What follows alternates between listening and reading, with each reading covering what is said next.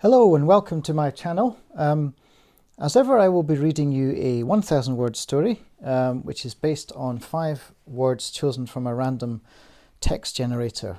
The 5 words for the story are, and this is story number 55, and the story is called The Pact. Did you ever get to the point where you thought, I can't go on? Susie asked Carl. Yes, more and more, he replied, and it's tougher to come up with things to counter it with. Friends 30 years, Susie and Carl had met at university when Carl was completing his final year in English literature and Susie was starting her engineering course. He was 21, she was 18. Life seemed full of possibilities. How could it not? It was the late 1990s and a spirit of optimism infused the country, as Tony Blair, the upbeat new Labour Prime Minister, seemed to offer a real alternative to the me-first Toryism that had blighted their childhoods. Of course, disillusionment rapidly set in, both in politics and Susie and Carl's prospects. Carl found his literature degree virtually valueless in the jobs market. Having been asked by umpteen friends and family if he would become a teacher, Carl took the path of least resistance and got a teaching qualification. This led him to a sinkhole school in Glasgow and a job that often left him in tears at the end of a long week of being called a cunt to his face by 12-year-olds. He'd hoped to write a novel, but after several false starts, Carl had to admit he probably didn't have it in him. Susie got a good job in an engineering firm, working on an offshore power project in Orkney. However, the Japanese financiers pulled out and half the workforce was laid off, Susie included. Next, she fell into an emotionally abusive relationship with an architect who ground down her self-confidence and left her with an eating disorder and entirely reasonable commitment issues. Meanwhile, Carl endured a succession of unsatisfying relationships, including one with a married woman which went nowhere. Then Carl was arrested for agreeing to hold stolen goods for an old school friend who promised to return for the designer watches, but never did. Carl spent 3 months in prison, the severe sentence probably due to the fact that Carl was black, his lawyer ruefully admitted. To celebrate his 30th birthday, Susie and Carl got tattoos, their subjects chosen by one another, based on nicknames. This is why his left buttock sported a smiley lollipop, whilst Susie's midriff was decorated with the face of a werewolf. By late 2020, Carl was pushing 40, and Susie, childless and regretful, was having problems convincing her sterile boyfriend Alan to adopt. Rather than commit to this one shared goal, Alan broke up with Susie on her 36th birthday. Susie ran to Carl. They shared a couple of bottles of wine, a bed, and their latest disaster stories. "Do you remember our pact?" Susie said. "I was hoping you'd forgotten," he replied. "We were joking, weren't we?" "I don't think we were, Carl. I'd never joke about something like that." Carl sighed and turned to face Susie in bed. She seemed flushed with something between excitement and madness.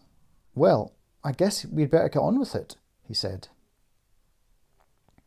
8 months went by and it was never mentioned again, let alone acted upon. Then something happened to each of them that pushed them over the proverbial edge. Susie discovered a lump on her breast that after examination turned out to be malignant. Carl's mother died tumbling down the stairs in her care home and breaking her neck. He had not been to visit her for 4 months. Carl and Susie called one another at practically the same moment, and they came to an agreement. "I think it's time," Carl said. "I agree," Susie replied. "Will you pick me up?" "Sure," he answered, as if arranging a delightful day trip. 4 p.m, after I finish my marking.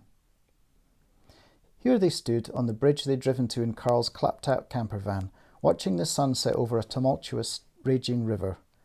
The coronavirus summer in which each of them had been on lockdown alone, communicating only on Skype and by text message, filled moments like these with a beautiful sense of freedom.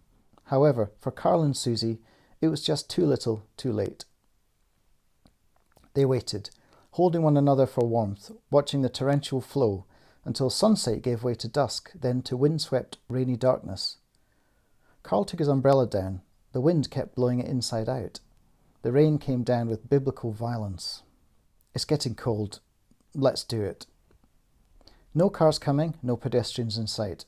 They climbed over the handrail and stood in the little gutter on the far side, holding hands as the river raged 50 feet below. "It's now or never," Carl said. Susie nodded. 3, 2, 1.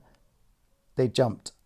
The moment of falling seemed to stretch like caramel or tar before the icy tumult took them, feet first, and prepared to swallow. The terms of the pact were clear. If they both survived this moment, then it meant they were clearly meant to struggle on. If either of them died, the other would then commit suicide. If both of them perished, then so be it. The river would decide their fates. The dark currents tried to drag them apart, but Carl and Susie held on tight as they were spun and rinsed, floated and bobbed down the dark watercourse, past gnarled trees, harboured boats, darkened cottages, eventually breaking the surface after a seeming eternity of tumbling and twisting in the unrelenting water. Carl felt a rock scrape his back. It would leave an everlasting scar. He stretched out, reflexively grabbing a branch and pulling them both into the shelter of a tiny spit of sand beneath willow trees. They were alive. Freezing cold, teeth chattering, bodies aching, numb and afraid, and lost as they stumbled back to the car. "Well, that's that then," said Carl as they grabbed towels from the back seat. It paid to be prepared. "I guess it is," Susie said, with a smile so radiant Carl almost mistook it for the dawn.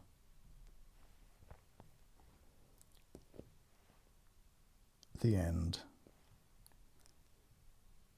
And so there you go. There's my little peculiar story of hope, I guess. I think it's hopeful. Anyway, I hope you enjoyed that. If you did, subscribe, watch another one, share, tell your friends, and I'll see you again soon. Thanks.